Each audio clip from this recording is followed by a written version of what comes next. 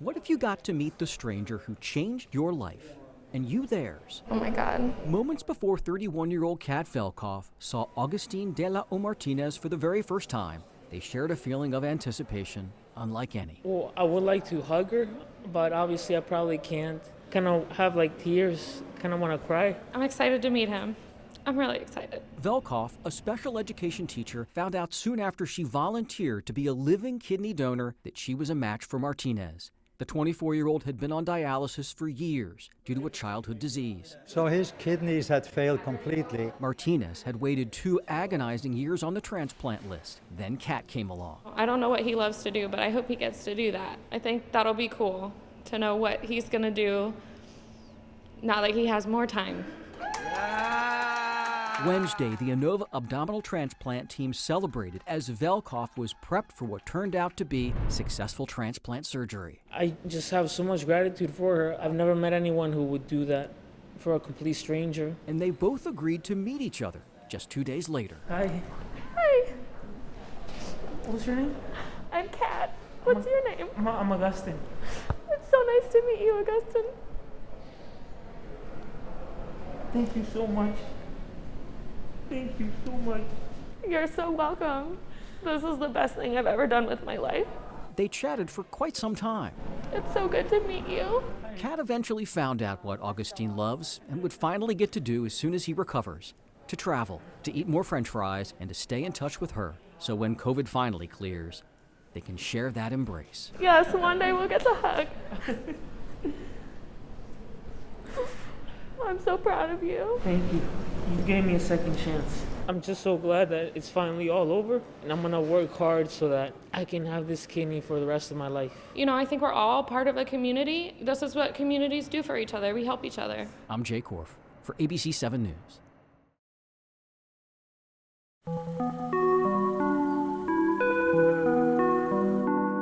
At first, it didn't seem real. In this new and awkward normal that we live in, You sometimes think, this is never going to end, and is this my new reality? so much has been taken from us. I don't think we're gonna have prom or graduation or any of that. I'm going to be wearing my fencing uniform because I lost the rest of this fencing season. But in the Lansdowne neighborhood,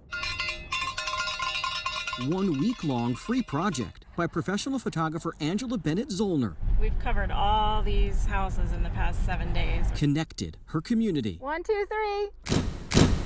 I had this idea to do these long distance photos from the street so that I don't have to get near people. Good, that looks great. And I drive around every evening for about 2 hours. Kids are putting athletic gear on, college students wearing their sweatshirts. A lot of people come out with laptops and show me how they're working remotely now and just, what they're missing, what they're sacrificing. And then everybody scooch this way just a little bit. Each picture, like at Wendy Marco's home, serves as a unique portrait in an uncertain time. 26 years I've been a professional hockey skating coach. I actually teach some of the Capitals. Wendy and her daughter are out of work. It was extremely sad and hard.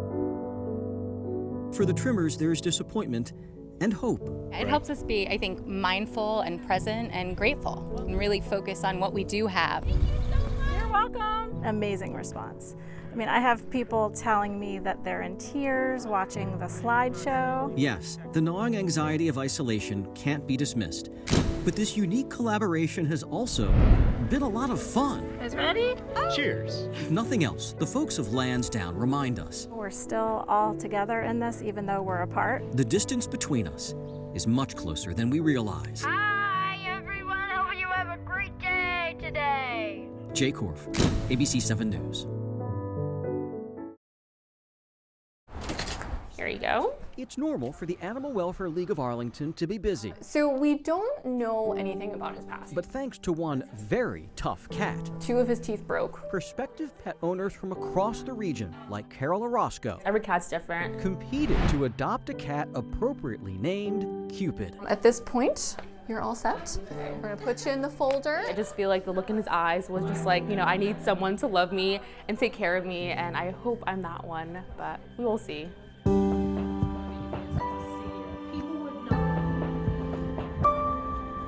On February 14th, this adorable little guy was found in West Virginia, shot by an arrow, close to death.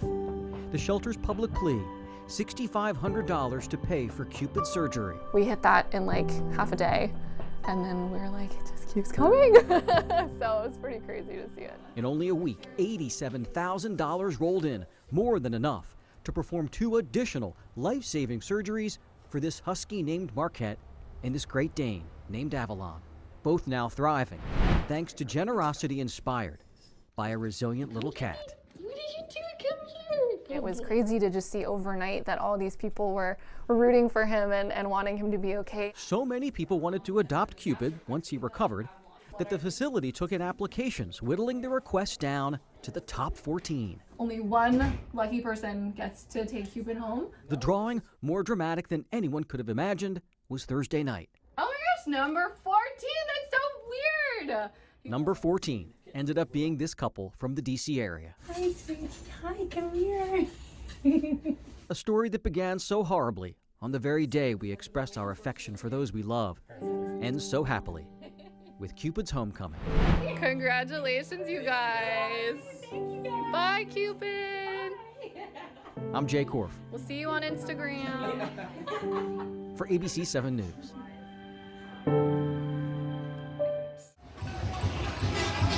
Michelle, I got to tell you, this is one of the craziest protests I have ever been to in my career, and I can't even count the number of protests I've seen in Washington, D.C., but this is kind of an amalgamation of everything about D.C. that makes this city so special. One, just the desire to protest. Two, there's an amazing go-go band that is up on a moving trailer, and they literally just started walking about 60 seconds before you came to me. They've been planted over there at right around 14th and Pennsylvania, where that meets E, so really close to the Wilson Building, and then also obviously just a stone's throw from the White House. The whole point of this, with these hundreds of protesters out here, is to make as much noise as possible so that the folks at the Republican National Convention can hear them, can hear their voice, and can hear what they have to say. And I got to point out a couple of things to you. Not only is there amazing go-go music on a moving flatbed, but there's also, Ryan, if he could show us over here, there's a party bus, and on both the front and the back side of the bus are basically there's a basketball net that's set up. Ryan, let's go back here to the back real quick. The other thing that I love about here is that they basically ask people to bring whatever they want. Bullhorns, pots and pans, whatever, to make noise. And we don't exactly know where they're going. We think they might circle. We think they might... There's that loud noise. We think they might go over to Constitution and then wrap around. But DC police closed off a number of streets, and so that's why they're kind of moving around and trying to go where they can go. Now, earlier tonight, we talked with folks about this night of noise. Take a look.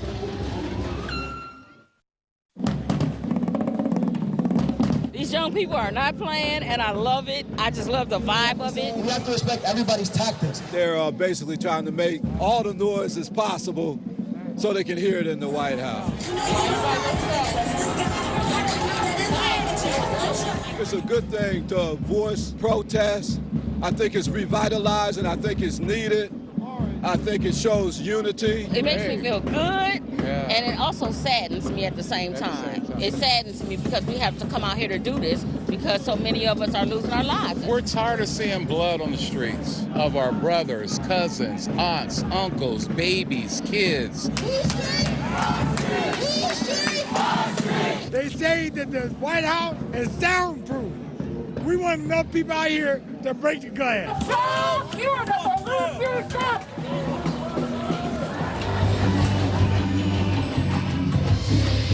And we're back live here, moving with this caravan, this half party, half sort of festival-like feeling, half defiant protest.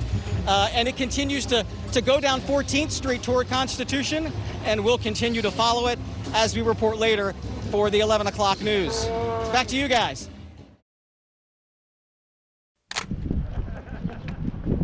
Step outside just about anywhere, and you're inundated with folks fighting COVID-19 cabin fever. It really honestly brightens my day. But this neighborhood, I heard it from my mom. She was raving about it. Comes with a one-woman front porch performance. My stage. You'll only see in Clifton, Virginia. I don't know how she keeps coming up with them, honestly. Erin Kemble's job in catering halted. So this lover of costumes, This is my bag of tricks. who also dabbles in acting, began a daily dose of pop culture humor. I wake up every day and get to be somebody else. It's the best. It's so much fun. I really liked the ET one. ET, stay home instead of phone home. So I printed off a face of ET and just put a towel around it. Her first character kicked off March 30th. This little piggy stayed home, and I had a pig costume. She hasn't stopped since. Like during the war, Rosie the Riveter. Her ideas, either purely uplifting or parody puns, typically spring from the silver screen. Like Willy Wonka's Don't Be Blue. I like the giant blueberry. And Napoleon Dynamite's You Are Dynamite. Oh my God, I'm dressing up on my front porch. On this day, she donned a homemade Smokey the Bear outfit. Only you can prevent the spread of this virus. Boom, drop the mic. Kemble believes with all that's falling apart around us, There's just a blanket of sadness all around with the lump in your throat, you know? why not do something to pick us up? The world is sad. The world is very sad. They need to laugh. We all need to laugh. So until the quarantine is lifted, Or until Saturday Night Live hires me. Erin Kemble will take to her social distancing stage. You gotta have something to look forward to. That's hope, you know? And we have to have that. Jay Korf, ABC 7 News.